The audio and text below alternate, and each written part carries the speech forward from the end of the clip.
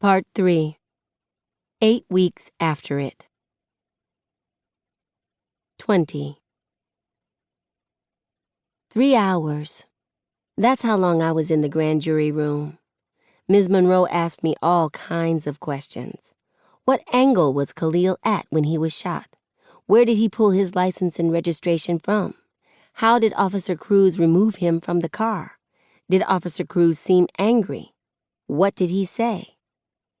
She wanted every single detail. I gave her as much as I could.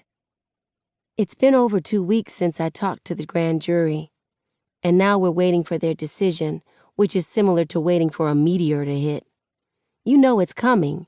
You're just not exactly sure when and where it'll hit, and there ain't shit you can do in the meantime but keep living. So we're living. The sun is out today, but the rain fell in sheets as soon as we pulled into the parking lot of Williamson.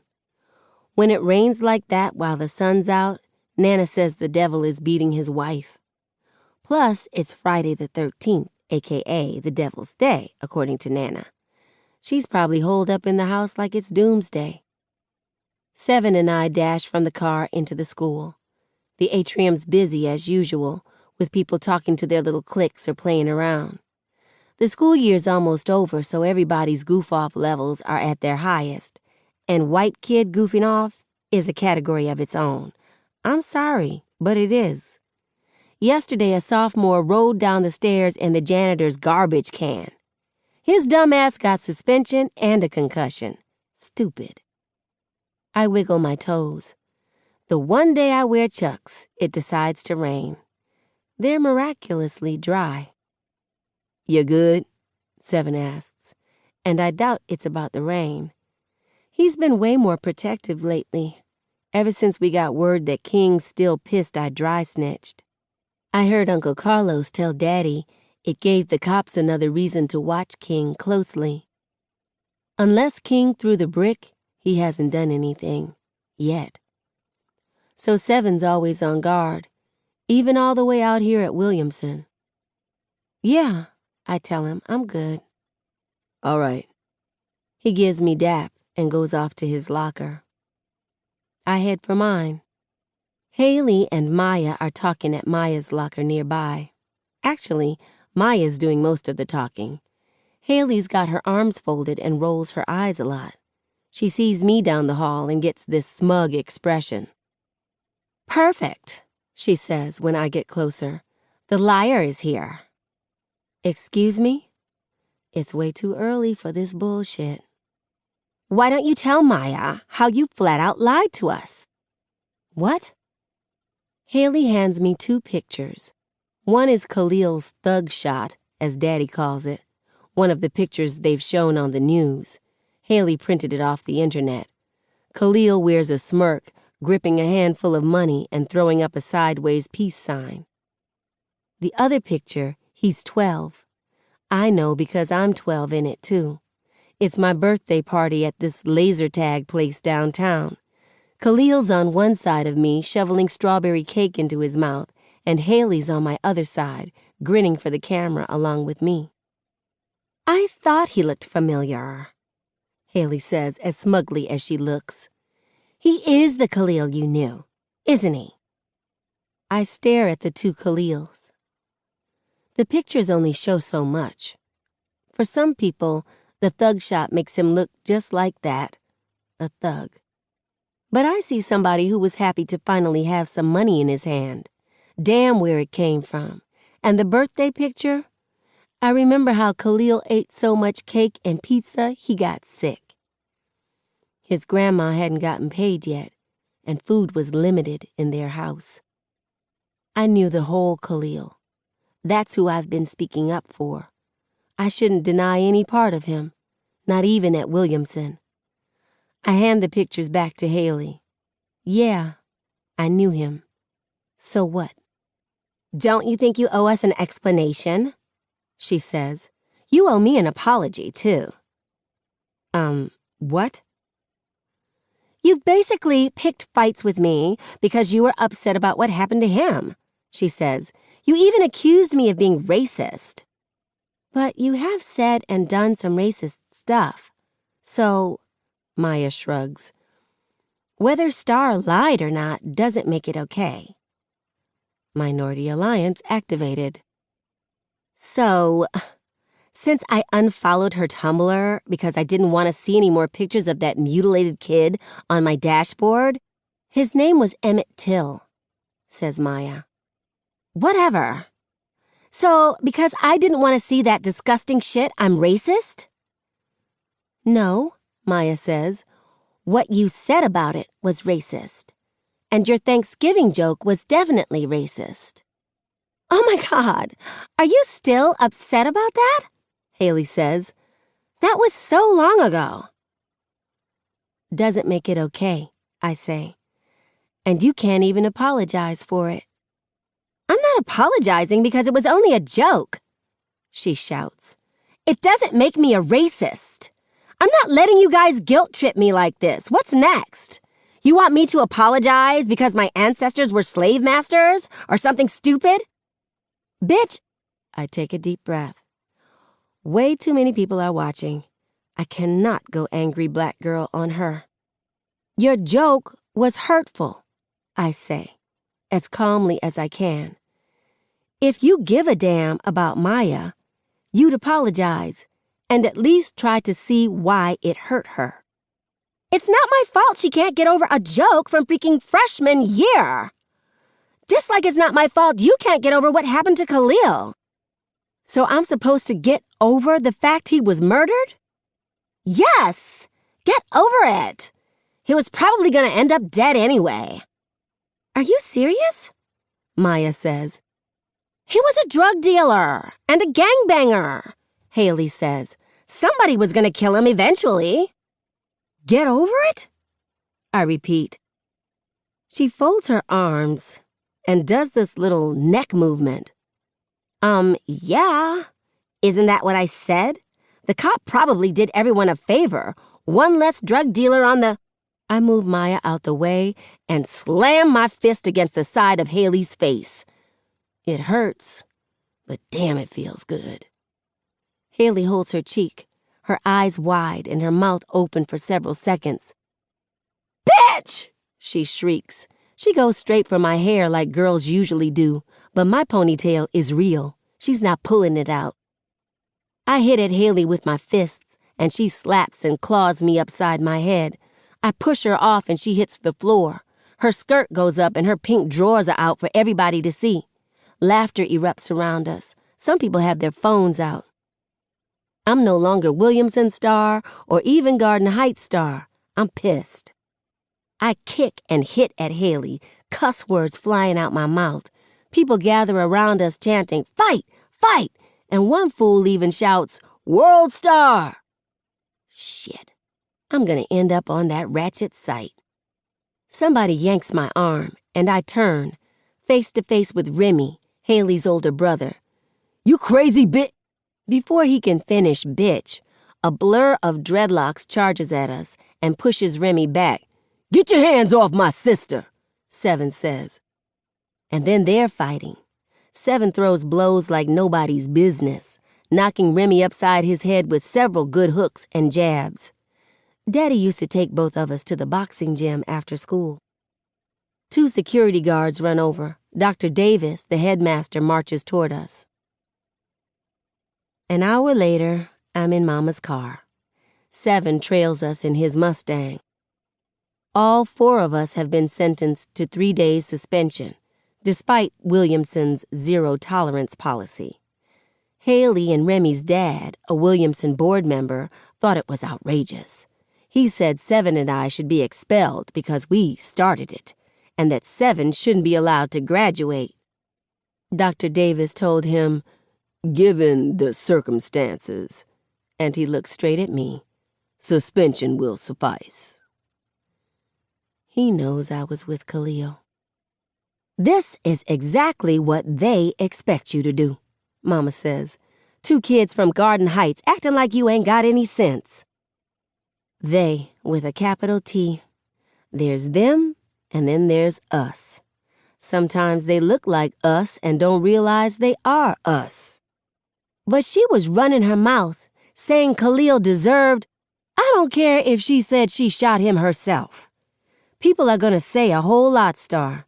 It doesn't mean you hit somebody. You gotta walk away sometimes. You mean walk away and get shot like Khalil did? She sighs. Baby, I understand. No, you don't, I say. Nobody understands. I saw the bullets rip through him. I sat there in the street as he took his last breath. I've had to listen to people try to make it seem like it's okay he was murdered. As if he deserved it. But he didn't deserve to die, and I didn't do anything to deserve seeing that shit. WebMD calls it a stage of grief, anger. But I doubt I'll ever get to the other stages. This one slices me into millions of pieces. Every time I'm whole and back to normal, something happens to tear me apart, and I'm forced to start all over again. The rain lets up. The devil stops beating his wife, but I beat the dashboard, punching it over and over, numb to the pain of it. I want to be numb to the pain of all of this. Let it out, Munch. My mom rubs my back. Let it out. I pull my polo over my mouth and scream until there aren't any screams left in me. If there are any, I don't have the energy to get them out. I cry for Khalil, for Natasha, even for Haley, 'cause damn if I didn't just lose her for good, too. When we turn on our street, I'm snot-nosed and wet-eyed. Finally numb. A gray pickup and a green Chrysler 300 are parked behind Daddy's truck in the driveway. Mama and Seven have to park in front of the house. What is this man up to? Mama says. She looks over at me. You feel better? I nod. What other choice do I have? She leans over and kisses my temple. We'll get through this. I promise. We get out. I'm 100% sure the cars in the driveway belong to King Lords and Garden Disciples. In Garden Heights, you can't drive a car that's gray or green unless you claim a set. I expect yelling and cussing when I get inside, but all I hear is Daddy saying, "It don't make no sense, man. For real, it don't." It's standing room only in the kitchen. We can't even get in 'cause some guys are in the doorway. Half of them have green somewhere in their outfits, Garden Disciples. The others have light gray on somewhere, Cedar Grove King Lords. Mr. Rubin's nephew, Tim, sits beside Daddy at the table. I've never noticed that cursive GD tattoo on his arm. We don't know when the grand jury gonna make their decision, Daddy says. But if they decide not to indict, y'all gotta tell these little dudes not to burn this neighborhood down. What you expect them to do then? Says a GD at the table. Folks tired of the bullshit, Mav. Straight up, says the King Lord goon, who's at the table too. His long plaits have ponytail holders on them like I used to wear back in the day. Nothing we can do about it. That's bullshit, says Tim. We can do something. We can all agree the riots got out of hand, right? Says Daddy. He gets a bunch of yeahs and writes. Then we can make sure it doesn't go down like that again. Talk to these kids, get in their heads. Yeah, they mad. We all mad. But burning down our neighborhood ain't gonna fix it. Our? Says the GD at the table. Nigga, you said you moving. To the suburbs, Goon mocks. You getting a minivan too, Mav? They all laugh at that. Daddy doesn't, though. I'm moving, so what? I still have a store here. And I'll still give a damn what happens here. Who is it gonna benefit if the whole neighborhood burns down? Damn sure won't benefit none of us. We gotta be more organized next time, says Tim. For one, make sure our brothers and sisters know they can't destroy black-owned businesses. That messes it up for all of us. For real, says Daddy. And I know me and Tim out the game, so we can't speak on some things. But all these territory wars gotta be put aside somehow. This is bigger than some street shit. And honestly, All the street shit got these cops thinking they can do whatever they want." "Yeah, I feel you on that," says Goon. "Y'all gotta come together somehow, man," Daddy says, "for the sake of the garden. The last thing they'd ever expect is some unity around here. Aight?"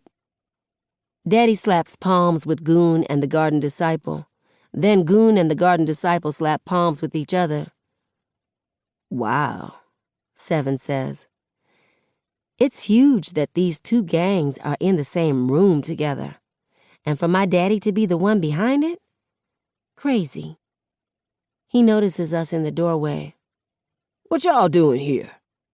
Mama inches into the kitchen, looking around. "The kids got suspended."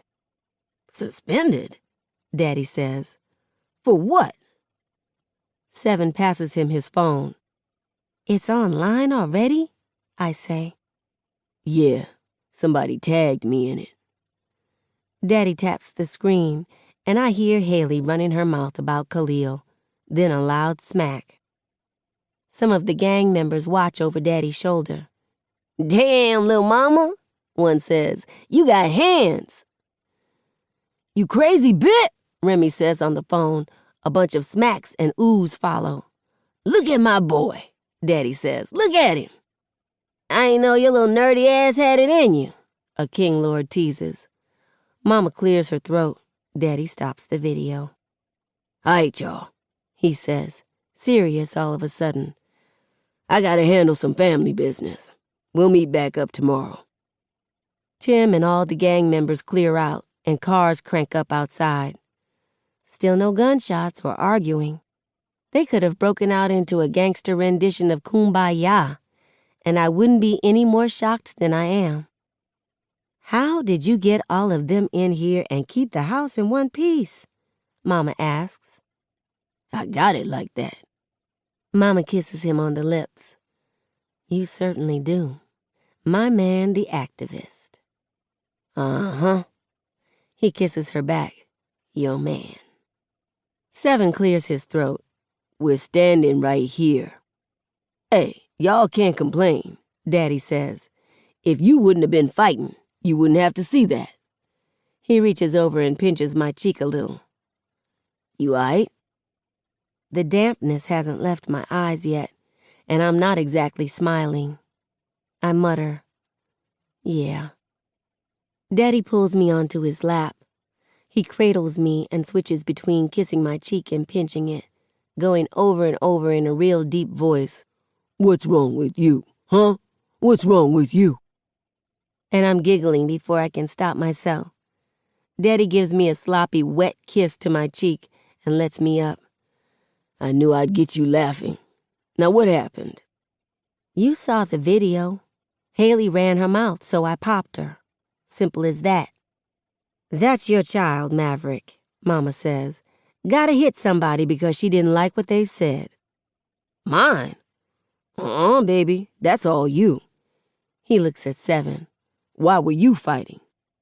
"Dude came at my sister," Seven says. "I wasn't gonna let him." As much as Seven talks about protecting Kenya and Lyric, it's nice that he has my back, too. Daddy replays the video, starting with Haley saying, "He was probably gonna end up dead anyway." "Wow," Mama says. "That little girl has a lot of nerve." "Spoiled ass don't know a damn thing and running her mouth," says Daddy.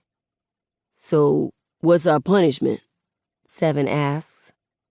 "Go do your homework," Mama says. "That's it?" I say. "You'll also have to help your dad at the store while you're suspended." She drapes her arms over Daddy from behind. "Sound okay, baby?" He kisses her arm. "Sounds good to me." If you can't translate parentish, this is what they really said. "Mama, I don't condone what you did, and I'm not saying it's okay, but I probably would have done it too. What about you, baby?" Daddy, "Hell yeah, I would've." I love them for that. Part 4. 10 weeks after it. 21. Still no decision from the grand jury, so we're still living. It's Saturday, and my family is at Uncle Carlos's house for a Memorial Day weekend barbecue, which is also serving as Seven's birthday/graduation party. He turns 18 tomorrow, and he officially became a high school graduate yesterday. I've never seen Daddy cry like he did when Dr. Davis handed Seven that diploma. The backyard smells like barbecue, and it's warm enough that Seven's friends swim in the pool. Sekani and Daniel run around in their trunks and push unsuspecting people in. They get Jess. She laughs about it and threatens to get them later. They try it once with me and Kenya and never again. All it takes is some swift kicks to their asses. But Devante comes up behind us and pushes me in. Kenya shrieks as I go under, getting my freshly done cornrows soaked and my J's too. I have on board shorts and a tankini, but they're new and cute, meaning they're supposed to be looked at, not swam in. I break the surface of the water and gulp in air. "Star, you okay?" Kenya calls. She's run about 5 feet away from the pool. "You not gonna help me out?" I say. "Girl, nah, and mess up my outfit? You seem all right." Sekani and Daniel whoop and cheer for Devante like he's the greatest thing since Spider-Man. Bastards. I climb out that pool so fast. "Uh-oh," Devante says, and the three of them take off in separate directions. Kenya goes after Devante. I run after Sekani because, damn it, blood is supposed to be thicker than pool water. "Mama!" he squeals. I catch him by his trunks and pull them way up, almost to his neck, until he has the worst wedgie ever. He gives a high-pitched scream. I let go and he falls on the grass, his trunk so far up his butt it looks like he's wearing a thong. That's what he gets. Kenya brings Devante to me, holding his arms behind him like he's under arrest. "Apologize," she says.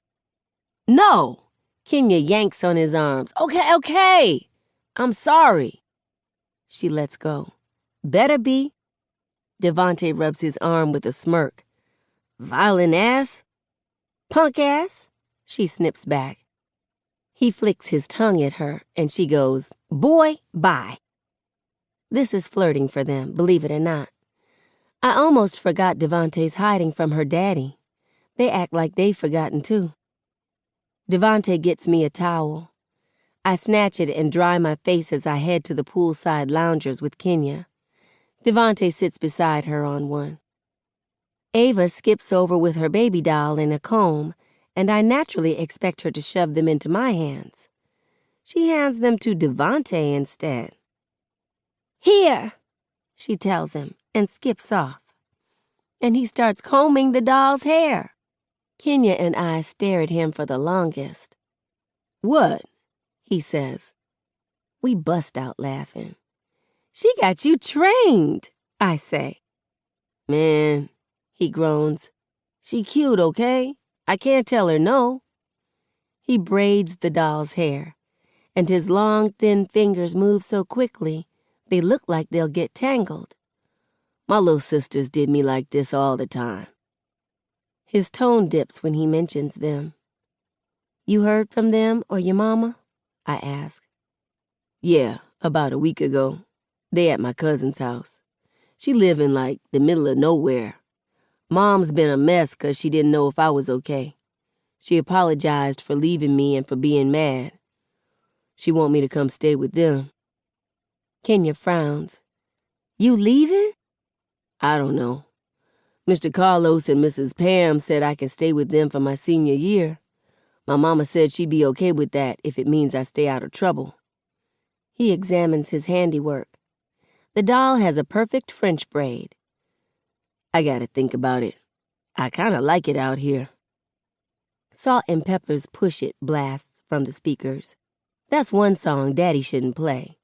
The only thing worse would be that old song, Back That Thing Up. Mama loses her damn mind when it comes on. Really, just say, Cash Money Records taking over for the 99 and the 2000, and she suddenly becomes ratchet as hell. She and Aunt Pam both go, "Hey!" to Salt and Pepper and do all these old dance moves. I like 90s shows and movies, but I do not want to see my mom and auntie reenact that decade in dance. Seven and his friends circle around them and cheer them on. Seven's the loudest. "Go, Ma! Go, Aunt Pam!" Daddy jumps in the middle of the circle behind Mama. He puts both hands behind his head and moves his hips in a circle. Seven pushes Daddy away from Mama, going, "No! Stop!" Daddy gets around him and dances behind Mama. Kenya laughs. "That's too much." Devante watches them with a smile. You were right about your aunt and uncle, Star. They ain't too bad. Your grandma kinda cool, too. Who? I know you don't mean Nana. Yeah, her. She found out I play spades. The other day, she took me to a game after she finished tutoring me. She called it extra credit work. We been cool ever since. Figures. Chris and Maya walk through the gate and my stomach gets all jittery. I should be used to my two worlds colliding, but I never know which Star I should be. I can use some slang, but not too much slang. Some attitude, but not too much attitude, so I'm not a sassy black girl. I have to watch what I say and how I say it, but I can't sound white. Shit is exhausting. Chris and his new bro Devante slap palms. Then Chris kisses my cheek. Maya and I do our handshake. Devante nods at her. They met a few weeks ago. Maya sits beside me on the lounger. Chris squeezes his big butt between us, pushing both of us aside a little. Maya flashes him a stink eye. "Seriously, Chris?" Hey, she's my girlfriend. I get to sit next to her. No. Besties before testies. Kenya and I snicker and Devante goes, "Damn."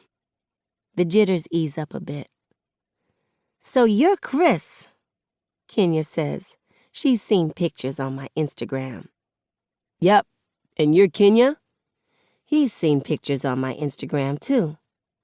"The one and only." Kenya eyes me and mouths, "He is fine." Like I didn't know that already. Kenya and Maya look at each other. Their paths last crossed almost a year ago at my Sweet 16, if you can consider that path crossing. Haley and Maya were at one table, Kenya and Khalil at another table with Seven. They never talked. "Maya, right?" Kenya says. Maya nods. "The one and only." Kenya's lips curl up. "Your kicks are cute." "Thanks," Maya says, checking them out for herself. Nike Air Max 95s. They're supposed to be running shoes. I never run in them. I don't run in mine either, Kenya says. My brother's the only person I know who actually runs in them. Maya laughs. Okay, this is good so far. Nothing to worry about. Until Kenya goes, "So where Blondie at?" Chris snorts. Maya's eyes widen. "Kenya, that's not her name," I say. "You knew who I was talking about, though, didn't you?"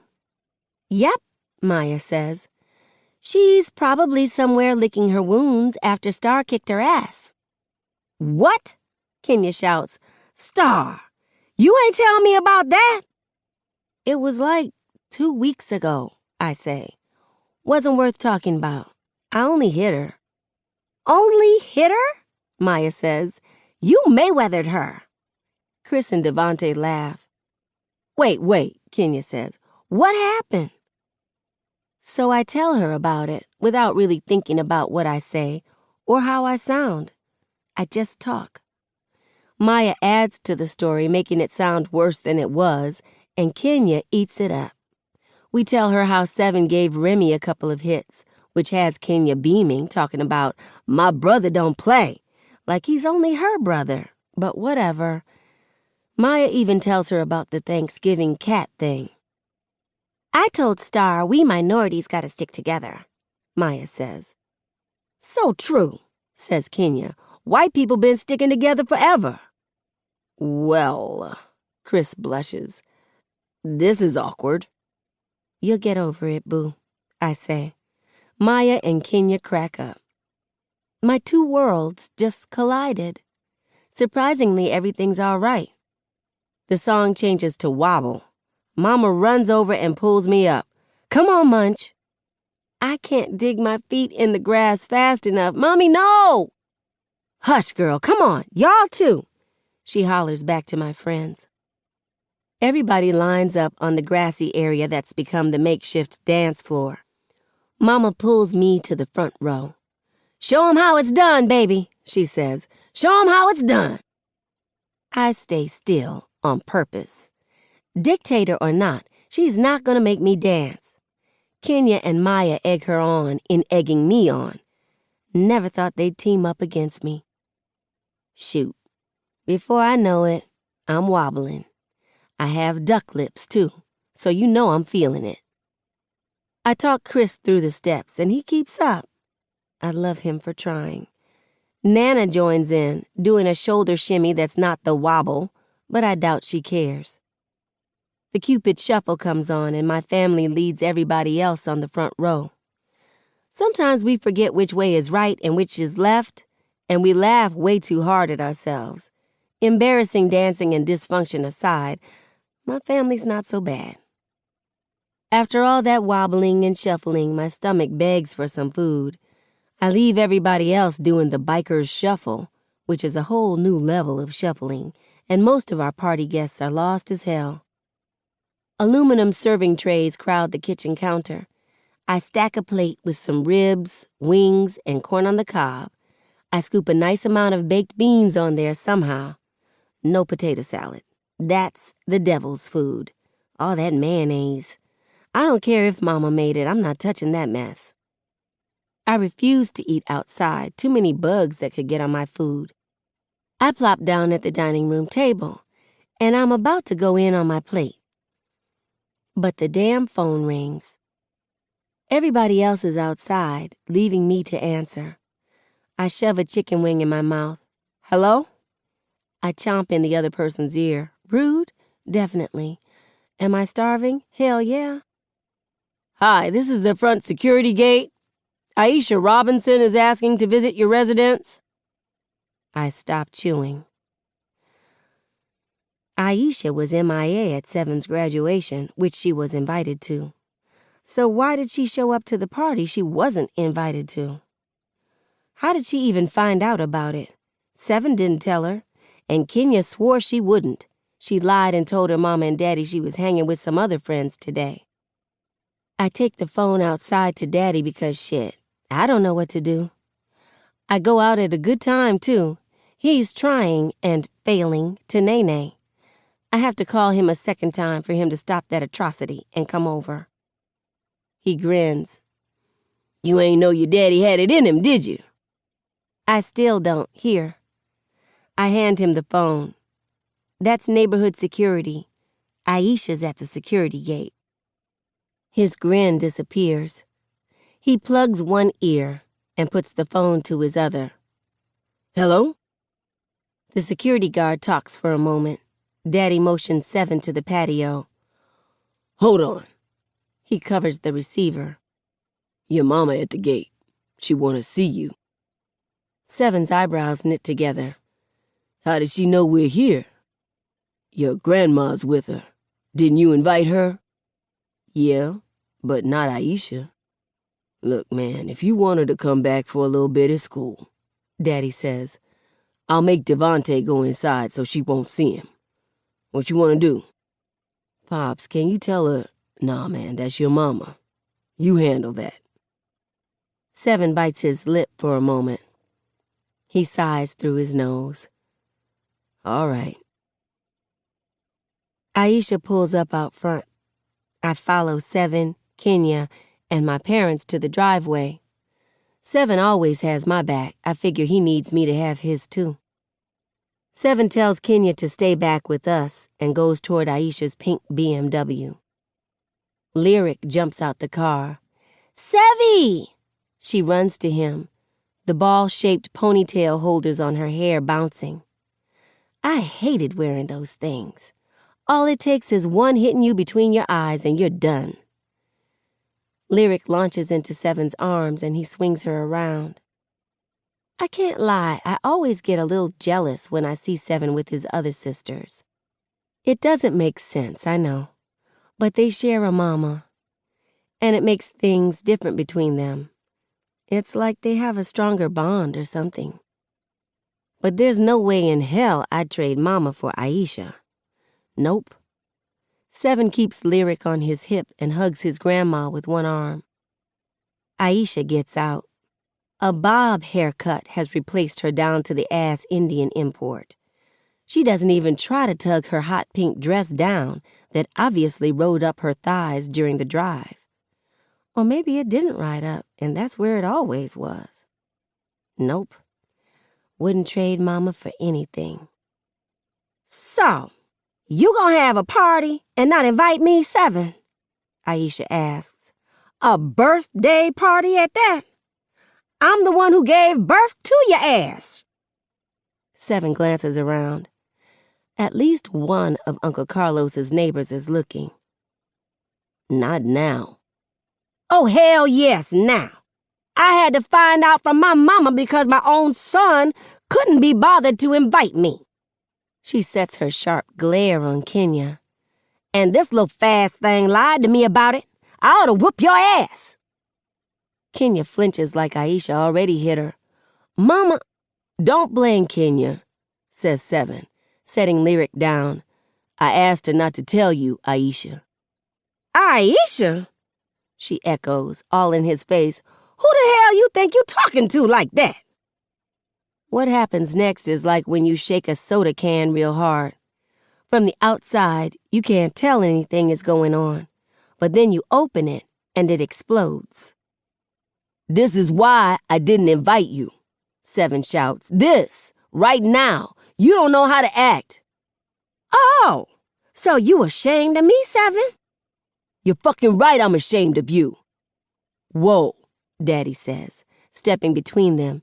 He puts his hand on Seven's chest. Seven, calm down. Nah, Pops, let me tell her how I didn't invite her because I didn't want to explain to my friends that my stepmom isn't my mom like they think. Or how I never once corrected anybody at Williamson who made the assumption. Hell, it wasn't like she ever came to any of my stuff, so why bother? You couldn't even show up to my graduation yesterday.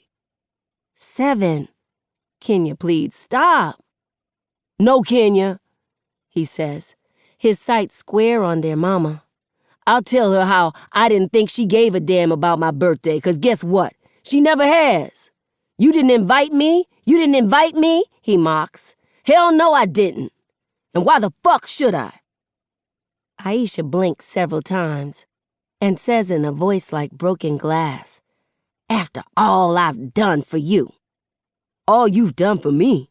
What, putting me out the house? Choosing a man over me every single chance you got? Remember when I tried to stop King from whooping your ass, Aisha? Who did you get mad at? Seven, Daddy says. Me! You got mad at me! Said I made him leave. That's what you call doing for me? That woman right there? He stretches his arm toward Mama. Did everything you were supposed to, and then some. How dare you stand there and take credit for it? All I ever did was love you. His voice cracks. That's it. And you couldn't even give that back to me. The music has stopped, and heads peek over the backyard fence. Layla approaches him. She hooks her arm through his. He allows her to take him inside. Aisha turns on her heels and starts for her car. Aisha, wait, Daddy says. Nothing to wait for. She throws her door open. You happy, Maverick? You and that trick you married finally turned my son against me. Can't wait till King fuck y'all up for letting that girl snitch on him on TV. My stomach clenches. Tell him try it if he wants and see what happens, says Daddy. It's one thing to hear gossip that somebody plans to fuck you up, but it's a whole different thing to hear it from somebody who would actually know. But I can't worry about King right now. I have to go to my brother. Kenya's at my side. We find him on the bottom of the staircase. He sobs like a baby. Layla rests her head on his shoulder. Seeing him cry like that, I want to cry. 7. He looks up with red, puffy eyes that I've never seen on my brother before. Mama comes in. Layla gets up, and Mama takes her spot on the steps. "Come here, baby," she says, and they somehow hug. Daddy touches my shoulder and Kenya's. "Go outside, y'all." Kenya's face is scrunched up like she's gonna cry. I grab her arm and take her to the kitchen. She sits at the counter and buries her face in her hands. I climb onto the stool and don't say anything. Sometimes it's not necessary. After a few minutes, she says, "I'm sorry my daddy's mad at you." This is the most awkward situation ever. My friend's dad possibly wants to kill me. "Not your fault," I mumble. I understand why my brother didn't invite my mama. But her voice cracks. "She going through a lot, Star, with him." Kenya wipes her face on her arm. "I wish she'd leave him." "Maybe she afraid to?" I say. "Look at me. I was afraid to speak out for Khalil, and you went off on me about it." "I didn't go off." "Yeah, you did." "Trust me, no, I didn't. You'll know when I go off on you. Anyway, I know it's not the same, but good Lord, I never thought I'd say this. I think I understand Aisha. It's hard to stand up for yourself sometimes. She may need that push, too." "So you want me to go off on her? I can't believe you think I went off on you, sensitive ass." My mouth flies open. "You know what? I'm gonna let that slide. Nah, I ain't say you need to go off on her. That would be stupid. Just..." I sigh. I don't know.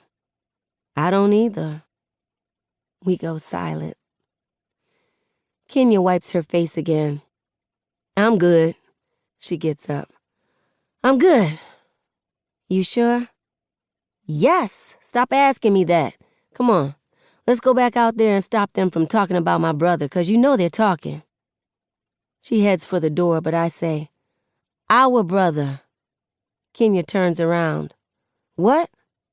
"Our brother. He's mine, too." I didn't say it in a mean way, or even with an attitude. I swear. She doesn't respond. Not even an okay. Not that I expected her to suddenly go, "Of course he's our brother. I'm extremely sorry for acting like he wasn't yours, too." I hoped for something, though. Kenya goes outside. 7 and Aisha unknowingly hit the pause button on the party. The music's off, and 7's friends stand around talking in hushed tones. Chris and Maya walk up to me. "Is 7 okay?" Maya asks. "Who turned the music off?" I ask. Chris shrugs. I pick up Daddy's iPod from the patio table, our DJ for the afternoon that's hooked up to the sound system. Scrolling through the playlist, I find this Kendrick Lamar song 7 played for me one day, right after Khalil died. Kendrick raps about how everything will be all right. 7 said it's for both of us. I hit play and hope he hears it. It's for Kenya, too. Midway through the song, 7 and Layla come back out. His eyes are puffy and pink, but dry. He smiles at me a little and gives a quick nod. I return it. Mama leads Daddy outside. They're both wearing cone-shaped birthday hats, and Daddy carries a huge sheet cake with candles lit on top of it. "Happy birthday to ya," they sing. And Mama does this not as embarrassing shoulder bounce. "Happy birthday to ya. Happy birth..." birthday. 7 smiles from ear to ear. I turn the music down. Daddy sets the cake on the patio table and everybody crowds around it, and 7. Our family, Kenya, Devontae, and Layla, basically all the black people, sing the Stevie Wonder version of Happy Birthday. Maya seems to know it. A lot of 7's friends look lost. Chris does too. These cultural differences are crazy sometimes. Nana takes the song way too far and hits notes that don't need to be hit. Mama tells her, "The candles are about to go out, Mama." She's so damn dramatic. 7 leans down to blow the candles out, but Daddy says, "Wait. Man, you know you don't blow no candles out till I say something." "Oh, Pops." "He can't tell you what to do, 7. Sekani chirps. "You're grown now." Daddy shoots Sekani an up and down look. "Boy?" He turns to 7. "I'm proud of you, man. Like I told you, I never got a diploma. A lot of young brothers don't get theirs, and where we come from, a lot of them don't make it to 18. Some do make it, but they're messed up by the time they get there. Not you, though. You're going places, no doubt. I always knew that. See, I believe in giving my kids names that mean something. Sekani, that means merriment and joy." I snort. Sekani side-eyes me. "I named your sister Star because she was my light in the darkness. 7, that's a holy number, the number of perfection. I ain't saying you're perfect, nobody is, but you're the perfect gift God gave me. I love you, man. Happy birthday and congratulations." Daddy affectionately clasps 7's neck. 7 grins wider. "Love you too, Pops." The cake is one of Mrs. Rook's red velvets. Everybody goes on and on about how good it is. Uncle Carlos pigs out on at least 3 slices. There's more dancing, laughing. All in all, it's a good day. Good days don't last forever, though. Part 5. 13 weeks after it. The decision. 22. In our new neighborhood, I can simply tell my parents I'm going for a walk and leave. We just got off the phone with Ms. Ofra, who said the grand jury will announce their decision in a few hours. She claims only the grand jurors know the decision, but I've got a sinking feeling I know it. It's always the decision. I stick my hands in the pockets of my sleeveless hoodie. Some kids race past on bikes and scooters, nearly knock me over. Doubt they're worried about the grand jury's decision. They aren't hurrying inside like the kids back home are probably doing. Home. We started moving into our new house this past weekend.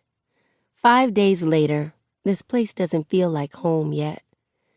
It could be all the unpacked boxes, or the street names I don't know. And it's almost too quiet.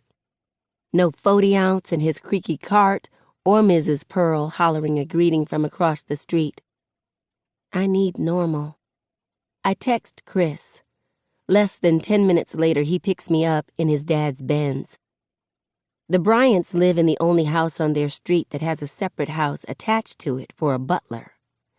Mr. Bryant owns 8 cars, mostly antiques, and a garage to store them all.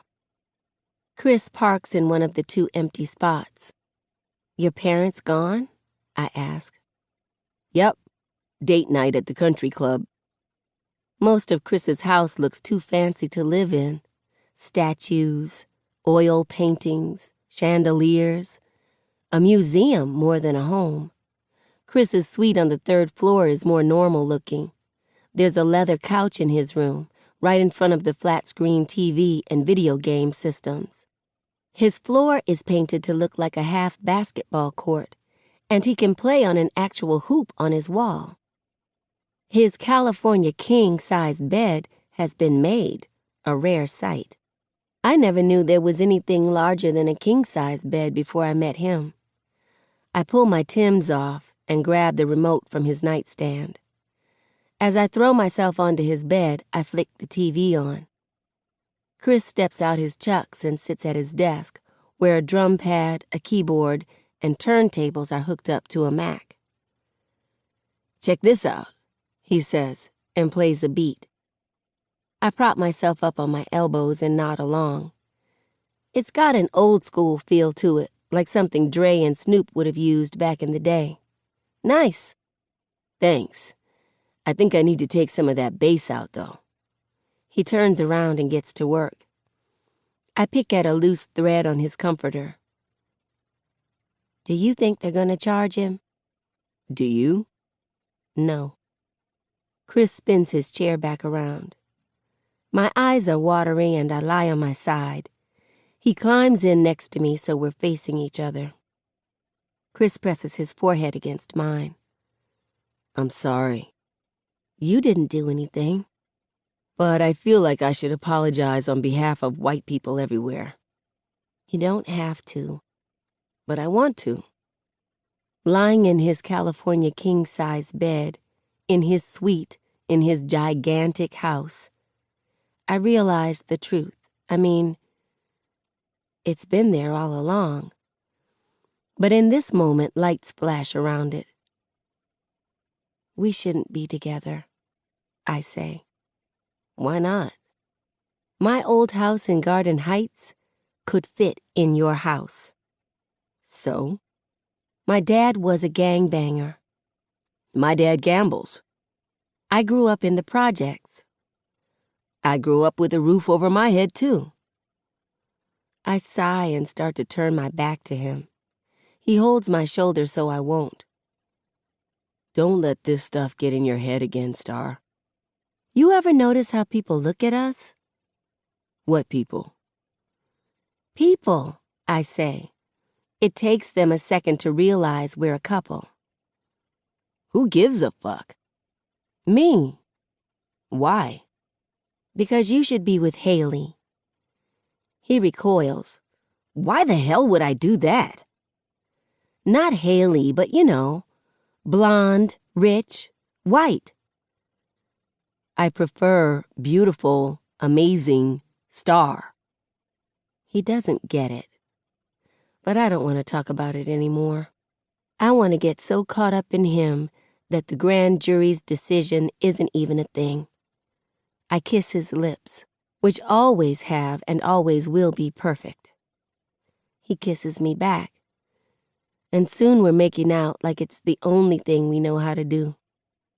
It's not enough. My hands travel below his chest, and he's bulging in more than his arms. I start unzipping his jeans. He grabs my hand. Whoa! What are you doing? What do you think? His eyes search mine. Star, I want to. I do. I know you do. And it's the perfect opportunity. I trail kisses along his neck, getting each of those perfectly placed freckles. Nobody's here but us.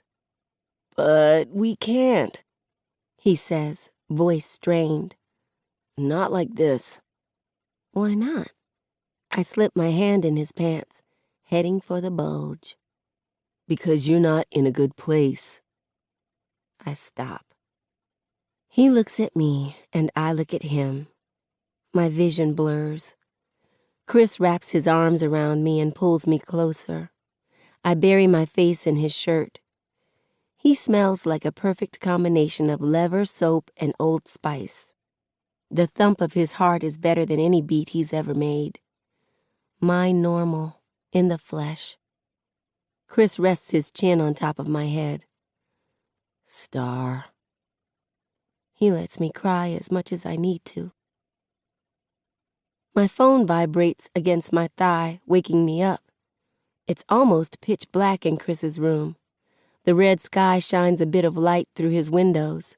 He sleeps soundly and holds me like that's how he always sleeps. My phone buzzes again. I untangle myself out of Chris's arms and crawl to the foot of the bed. I fish my phone from my pocket. Seven's face lights up my screen. I try not to sound too groggy. Hello? Where the hell are you? Seven barks. Has the decision been announced? No, answer my question. Chris's house. Seven sucks his teeth. I don't even want to know. Is Devante over there? No, why? Uncle Carlos said he walked out a while ago. Nobody's seen him since. My stomach clenches. What? Yeah. If you weren't fooling around with your boyfriend, you'd know that. You're really making me feel guilty right now? He sighs. I know you're going through a lot, but damn, Star, you can't disappear on us like that. Ma's looking for you. She's worried sick, and Pops had to go protect the store in case, you know. I crawl back to Chris and shake his shoulder. Come get us, I tell Seven. We'll help you look for Devante. I send Mama a text to let her know where I am, where I'm going, and that I'm okay. I don't have the guts to call her. And have her go off on me? Nah, no thanks. Seven is talking on his phone when he pulls into the driveway. By the look on his face, somebody's gotta be dead. I throw open the passenger door. What's wrong? Kenya, calm down, he says. What happened?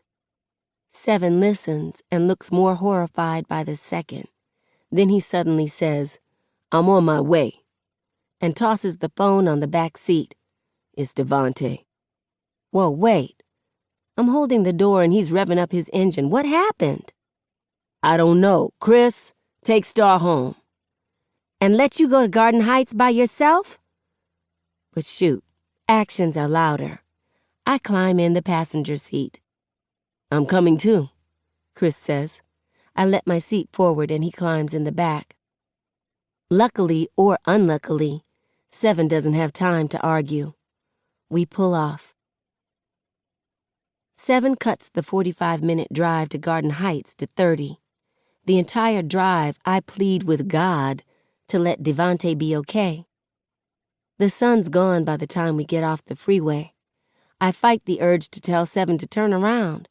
This is Chris's first time in my neighborhood. But I have to trust him.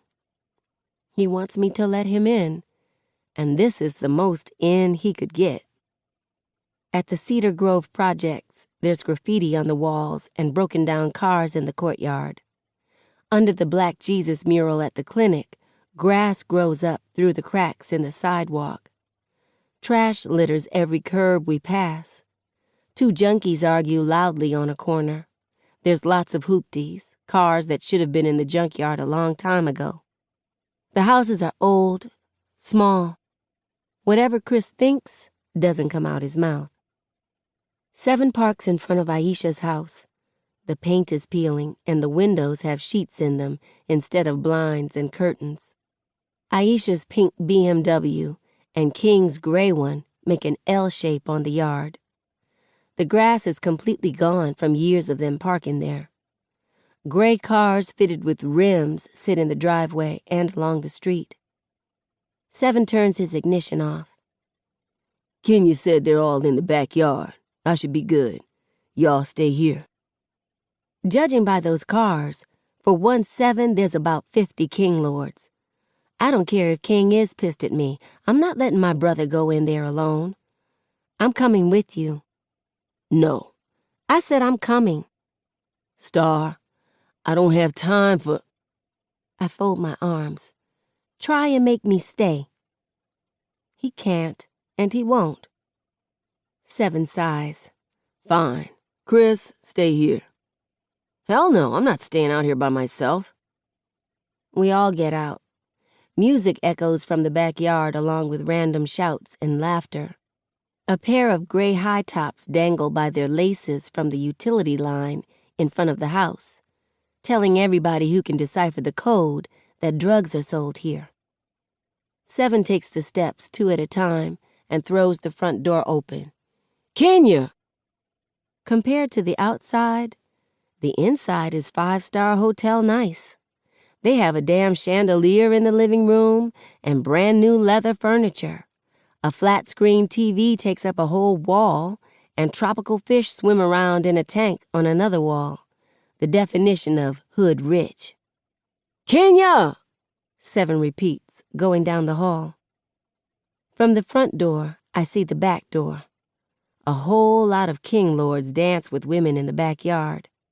King's in the middle, in a high-backed chair, his throne, puffing on a cigar. Aisha sits on the arm of the chair, holding a cup and moving her shoulders to the music.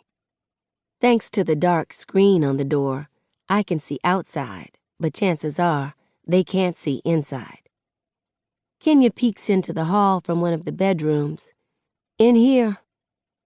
Devante lies on the floor in the fetal position at the foot of a king-size bed. The plush white carpet is stained with his blood as it trickles from his nose and mouth. There's a towel beside him, but he's not doing anything with it. One of his eyes has a fresh bruise around it. He groans, clutching his side. Seven looks at Chris. "Help me get him up." Chris has paled. "Maybe we should call..." "Chris, man, come on."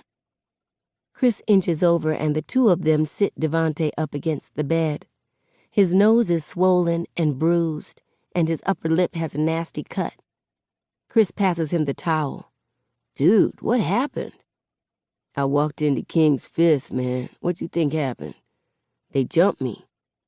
"I couldn't stop them," Kenya says, all stuffed up sounding like she's been crying.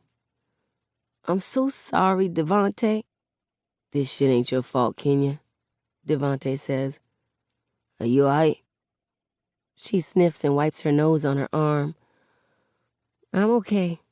He only pushed me." Seven's eyes flash. "Who pushed you?" "She tried to stop them from beating my ass," Devante says. "King got mad and pushed her out the..." Seven marches to the door. I catch his arm and dig my feet into the carpet to keep him from moving, but he ends up pulling me with him. Kenya grabs his other arm. In this moment, he's our brother, not just mine or hers. "Seven, no," I say. He tries to pull away, but my grip and Kenya's grip are steel. "You go out there and you're dead." His jaw is hard. His shoulders are tense. His narrowed eyes are set on the doorway. "Let me go," he says. "Seven, I'm okay, I promise," Kenya says. "But Star's right. We gotta get Vante out of here before they kill him. They just waiting for the sun to set." "He put his hands on you," Seven snarls. "I said I wouldn't let that happen again." "We know," I say, "but please don't go back there." I hate stopping him because I promise I want somebody to whoop King's ass. It can't be Seven. No way in hell. I can't lose him too. I'd never be normal again. He snatches away from us, and the sting that would usually come with that gesture is missing. I understand his frustration like it's mine. The back door squeaks and slams closed. Shit. We freeze. Feet thump against the floor, drawing nearer. Aisha appears in the doorway. Nobody speaks. She stares at us, sipping from a red plastic cup. Her lip is curled up slightly, and she takes her sweet time to speak, like she's getting a kick out of our fear. Chomping on some ice, she looks at Chris and says, "Who this little white boy y'all done brought up in my house?" Aisha smirks and eyes me. "I bet he yours, ain't he? That's what happens when you go to them white folks' schools." She leans against the door frame. Her gold bracelets jingle as she lifts her cup to her lips again. "I would have paid to see Maverick's face the day you brought this one home. Shit. I'm surprised Seven got a black girl." At his name, Seven snaps out his trance. "Can you help us?"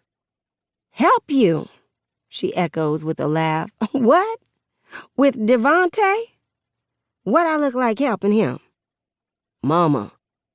Now our mama, she says. What happened to that Aisha shit from the other week, huh? 7? See, baby, you don't know how the game work. Let mama explain something to you, okay? When Devante stole from King, he earned an ass whooping. He got one. Anybody who helps him is asking for it too, and they better be able to handle it. She looks at me. That goes for dry snitches too. All it takes is her hollering for King. Her eyes flick toward the back door. The music and laughter rise in the air. I tell y'all what, she says, and turns to us. Y'all better get Devante's sorry ass out my bedroom. Bleeding on my carpet and shit. And got the nerve to use one of my damn towels? Matter of fact, get him and that snitch out my house. 7 says, What? You deaf too? She says, I said, get them out my house.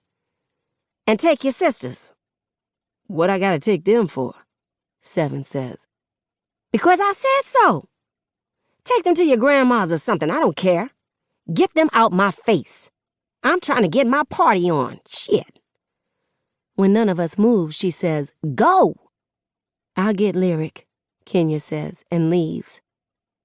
Chris and 7 each take one of Devante's hands and pull him up. Devante winces and cusses the whole way.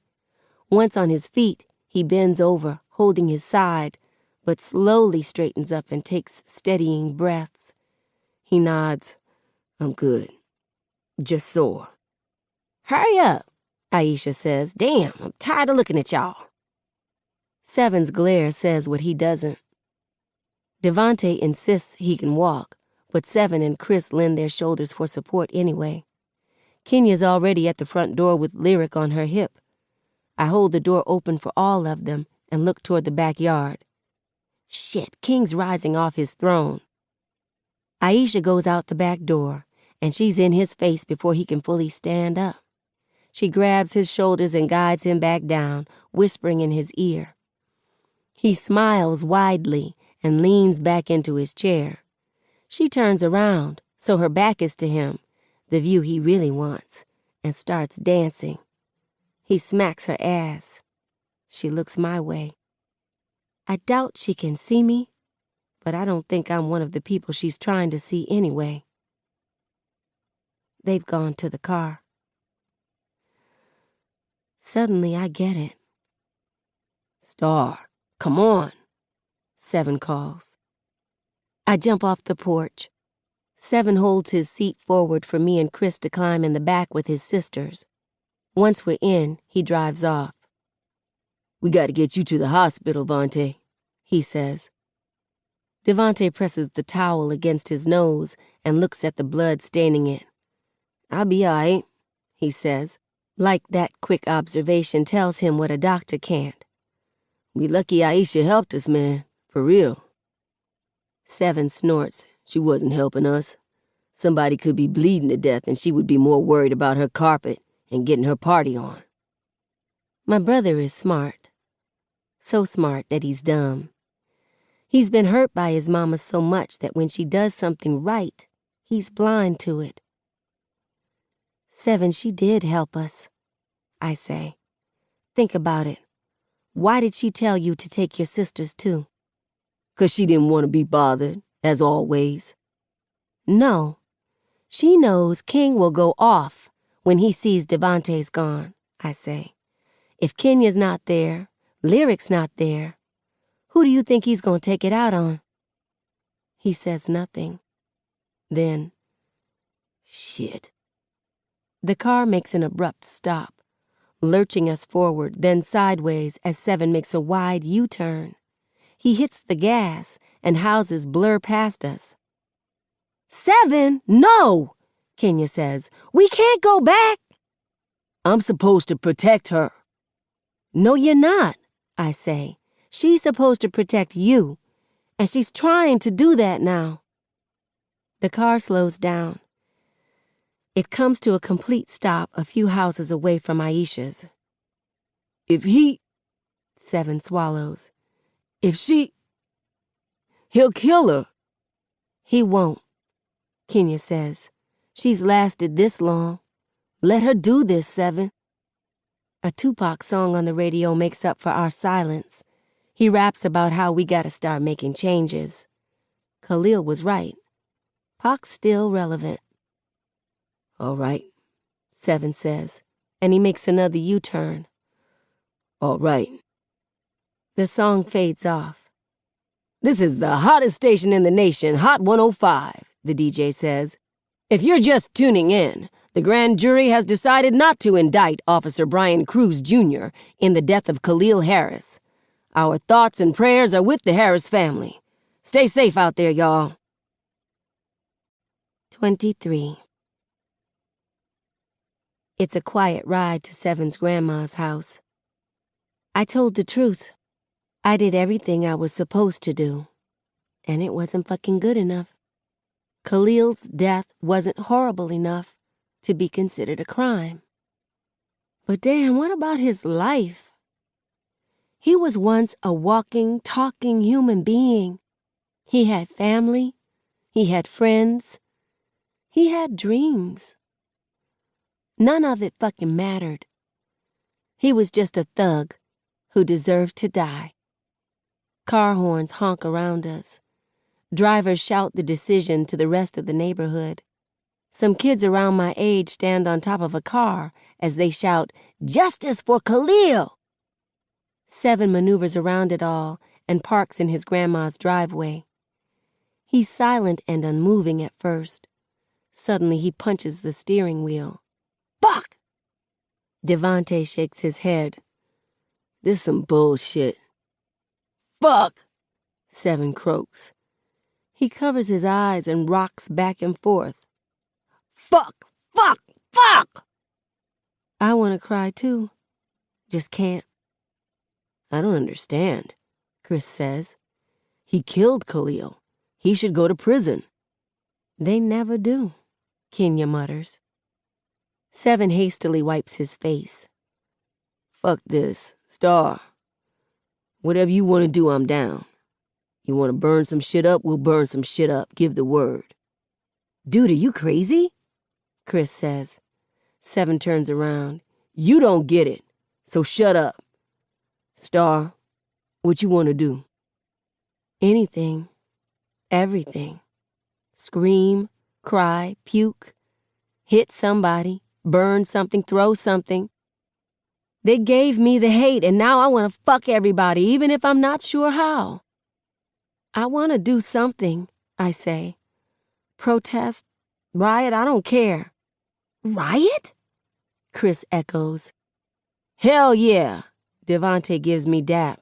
That's what I'm talking about. Star, think about this, Chris says. That won't solve anything. And neither did talking, I snap.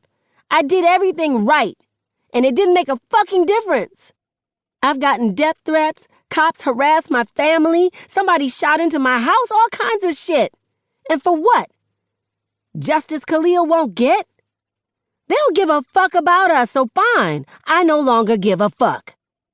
But, Chris, I don't need you to agree. I say, my throat tight. Just try to understand how I feel. Please. He closes and opens his mouth a couple of times. No response. Seven gets out and holds his seat forward. Come on, Lyric. Kenya, you staying here or you coming with us? Staying, Kenya says, her eyes wet from earlier. In case Mama shows up. Seven nods heavily. Good idea. She'll need somebody. Lyric climbs off Kenya's lap and runs up the walkway. Kenya hesitates. She looks back at me. I'm sorry, Star, she says. This ain't right. She follows Lyric to the front door, and their grandma lets them inside. Seven returns to the driver's seat. Chris, you want me to take you home? I'm staying, Chris nods, as if he's settling with himself. Yeah, I'm staying. You sure you up for this? Devante asks. It's gonna get wild out here. I'm sure. He eyes me. I want everyone to know that decision is bullshit. He puts his hand on the seat with his palm facing up. I put my hand on his. Seven cranks up the car and backs out the driveway. Somebody check Twitter, find out where everything's going down. I got you. Devontae holds up his phone.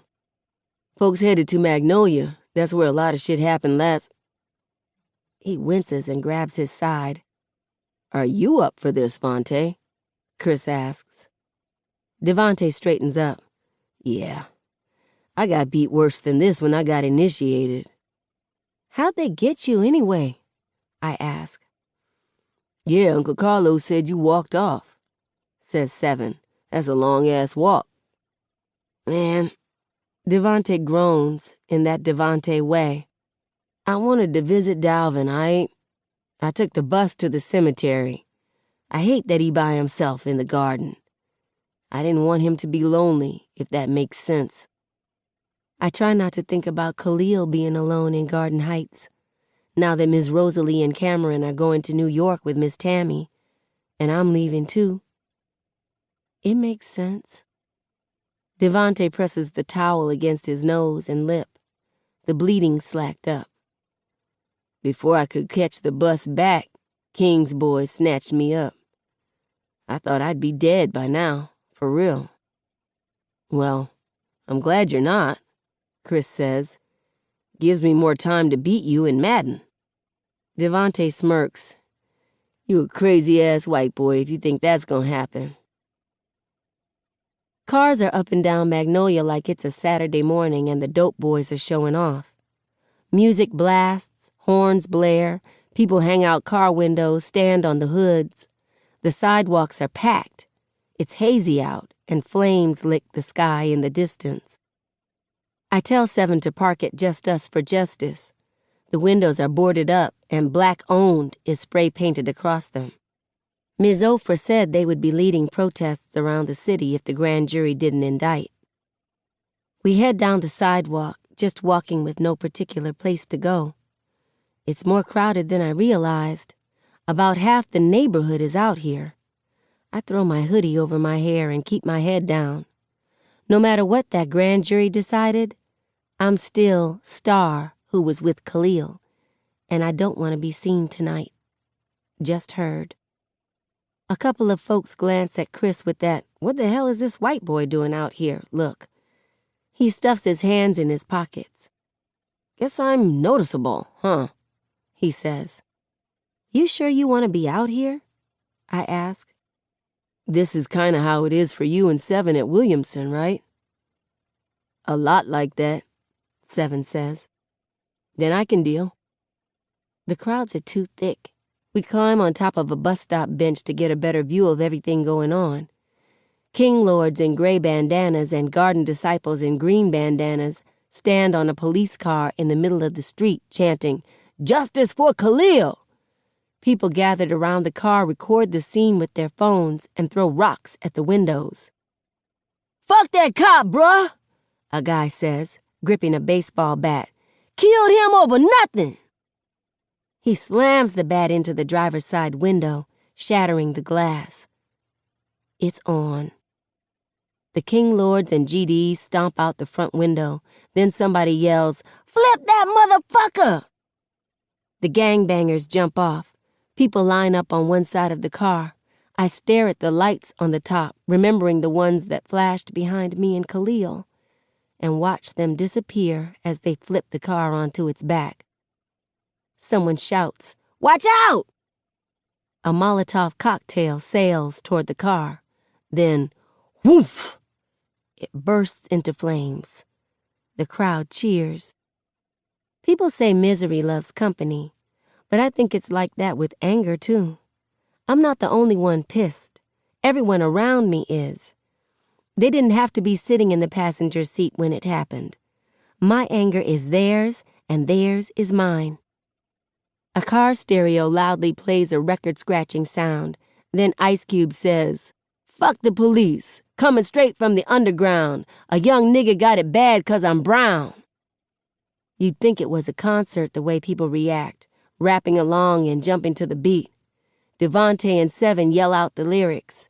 Chris nods along and mumbles the words. He goes silent every time Cube says nigga, as he should. When that hook hits, a collective "Fuck the police!" thunders off Magnolia Avenue, probably loud enough to reach the heavens. I yell it out too. Part of me is like, what about Uncle Carlos the cop? But this isn't about him or his co-workers who do their jobs right. This is about 115, those detectives with their bullshit questions, and those cops who made Daddy lie on the ground. Fuck them. Glass shatters. I stop rapping. A block away, people throw rocks and garbage cans at the windows of the McDonald's and the drugstore next to it. One time, I had a really bad asthma attack that put me in the emergency room. My parents and I didn't leave the hospital until like 3 a.m, and we were starving by then. Mama and I grabbed hamburgers at that McDonald's and ate while Daddy got my prescription from the pharmacy. The glass doors at the drugstore shatter completely. People rush in and eventually come back out with arms full of stuff. "Stop!" I yell. And others say the same, but looters continue to run in. A glow of orange bursts inside, and all those people rush out. "Holy shit," Chris says. In no time, the building is in flames. "Hell yeah," says Devontae. "Burn that bitch down!" I remember the look on Daddy's face the day Mr. Wyatt handed him the keys to the grocery store. Mr. Rubin and all those pictures on his walls, showing years and years of a legacy he's built. Ms. Yvette walking into her shop every morning yawning, even pain in the ass Mr. Lewis with his top-of-the-line haircuts. Glass shatters at the pawn shop on the next block, then at the beauty supply store near it. Flames pour out both and people cheer. A new battle cry starts up. The roof, the roof, the roof is on fire. We don't need no water, let that motherfucker burn. I'm just as pissed as anybody, but this isn't it. Not for me. Devontae's right there with them, yelling out the new chant. I backhand his arm. "What?" he says. Chris nudges my side. "Guys." A few blocks away, a line of cops in riot gear marched down the street, followed closely by 2 tanks with bright lights. "This is not a peaceful assembly," an officer on a loudspeaker says. "Disperse now or you will be subject to arrest." The original battle cry starts up again. "Fuck the police! Fuck the police!" People hurl rocks and glass bottles at the cops. "Yo," Seven says. "Stop throwing objects at law enforcement," the officer says. "Exit the streets immediately or you will be subject to arrest." The rocks and bottles continue to fly. Seven hops off the bench. "Come on," he says, as Chris and I climb off too. "We need to get out of here." "Fuck the police! Fuck the police!" Devontae continues to shout. "Vontae, man, come on," says Seven. "I ain't scared of them. Fuck the police!" There's a loud pop. An object sails into the air, lands in the middle of the street, and explodes in a ball of fire. "Oh, shit," Devontae says. He hops off the bench and we run. It's damn near a stampede on the sidewalk. Cars speed away in the street. It sounds like the 4th of July behind us. Pop after pop after pop. Smoke fills the air. More glass shatters. The pops get closer and the smoke thickens. Flames eat away at the cash advance place. Just Us for Justice is fine, though. So is the car wash on the other side of it, black-owned, spray-painted on one of its walls. We hop into Seven's Mustang. He speeds out the back entrance of the old Taco Bell parking lot, hitting the next street over. "The hell just happened?" he says. Chris slumps in his seat. "I don't know. I don't want it to happen again, though. Niggas tired of taking shit," Devontae says between heavy breaths. Like Star said, they don't give a fuck about us, so we don't give a fuck. Burn this bitch down. But they don't live here, Seven says. They don't give a damn what happens to this neighborhood. What we supposed to do then? Devontae snaps. All that kumbaya peaceful shit clearly don't work. They don't listen till we tear something up. Those businesses, though, I say. What about them? Devontae asks. My mama used to work at that McDonald's and they barely paid her. That pawn shop ripped us off a hell of a lot of times. Nah, I don't give a fuck about neither one of them bitches. I get it. Daddy almost lost his wedding ring to that pawn shop once. He actually threatened to burn it down. Kinda ironic it's burning now. But if the looters decide to ignore the black-owned tags, they could end up hitting our store. We need to go help Daddy. What? Seven says. We need to go help Daddy protect the store. In case looters show up. Seven wipes his face. Shit, you're probably right. Ain't nobody gonna touch Big Mav, says Devontae. You don't know that, I say. People are pissed, Devontae. They're not thinking shit out, they're doing shit. Devontae eventually nods. Aight, fine. Let's go help Big Mav. Think he'll be okay with me helping out? Chris asks. He didn't seem to like me last time. Seem to, Devontae repeats. He straight up mean-mugged your ass. I was there. I remember. Seven snickers. I smack Devontae and tell him, shush. What? It's true. He was mad as hell that Chris is white. But hey, you spit that NWA shit like you did back there, maybe he'll think you alright. What? Surprised a white boy knows NWA? Chris teases. Man, you ain't white. You light-skinned. Agreed, I say. Wait, Seven says over our laughter. We gotta test him to see if he really is black. Chris, you eat green bean casserole? Hell no, that shit's disgusting. The rest of us lose it, saying, he's black! He's black! Wait, one more, I say. Macaroni and cheese. Full meal or a side dish? Chris's eyes dart around at us. Devontae mimics the Jeopardy music. How to earn a black card for $300, Alex? Seven says in an announcer's voice. Chris finally answers. Full meal. Ah, the rest of us groan. Whoop, whoop, whoop, Devontae adds. Guys, it is. Think about it. You get protein, calcium. Protein is meat, Devontae says, not no damn cheese. I wish somebody would give me some macaroni, calling it a meal. It's like the easiest, quickest meal ever, though, Chris says. One box and you're... And that's the problem, I say. Real macaroni and cheese doesn't come from a box, babe. It eventually comes from an oven with a crust bubbling on top. Amen.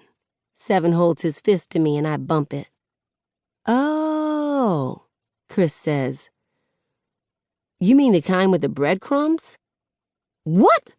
Devontae yells, and Seven goes, breadcrumbs? Nah, I say.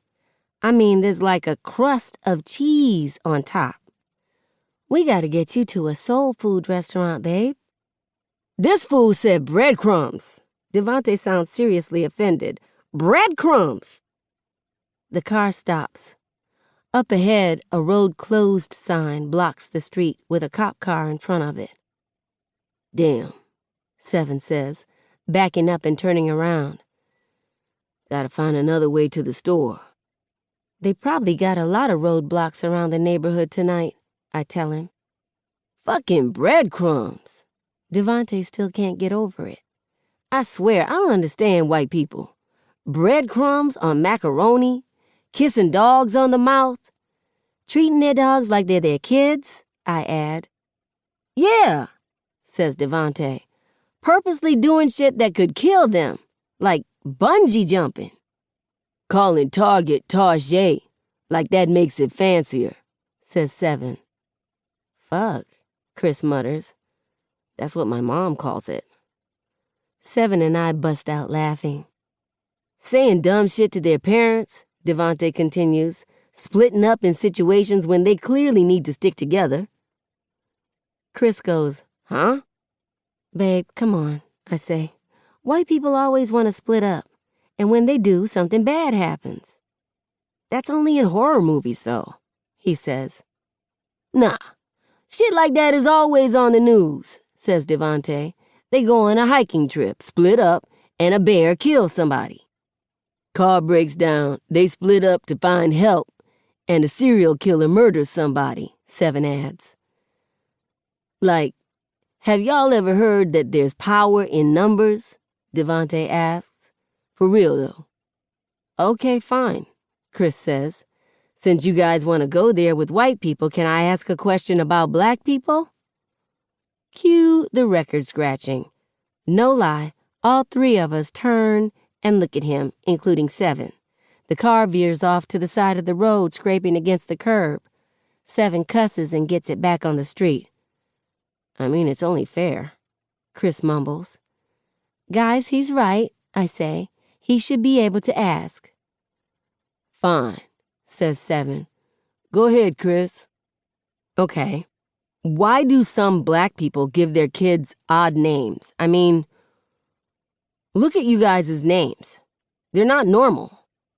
My name normal, Devante says, all puffed up sounding. I don't know what you're talking about. Man, you named after a dude from Jodeci, Seven says. And you named after a number. What's your middle name? 8? Anyway, Chris, Seven says, Devante's got a point. What makes his name or our names any less normal than yours? Who or what defines normal to you? If my pops were here, he'd say you've fallen into the trap of the white standard. Color creeps into Chris's neck and face. I didn't mean... Okay, maybe normal isn't the right word. Nope, I say. I guess uncommon is the word instead, he asks. You guys have uncommon names. I know about 3 other Devantes in the neighborhood, though, says Devante. Right is about perspective, says Seven. Plus, most of the names white people think are unusual actually have meanings in various African languages. And let's be real, some white people give their kids uncommon names too, I say. That's not limited to black people. Just 'cause it doesn't have a D or a la on the front doesn't make it okay. Chris nods. True enough. Why you have to use D as an example, though? Devante asks. We stop again. Another roadblock. Shit, Seven hisses. I gotta go the long way. Through the east side. East side, Devante says. That's GD territory. And that's where most of the riots happened last time, I remind them. Chris shakes his head. Nope. Can't go there then. Nobody's thinking about gangbanging tonight, Seven says. And as long as I stay away from the major streets, we'll be all right. Gunshots go off close by. A little too close by. And all of us jump. Chris actually yelps. Seven swallows. Yeah, we'll be all right.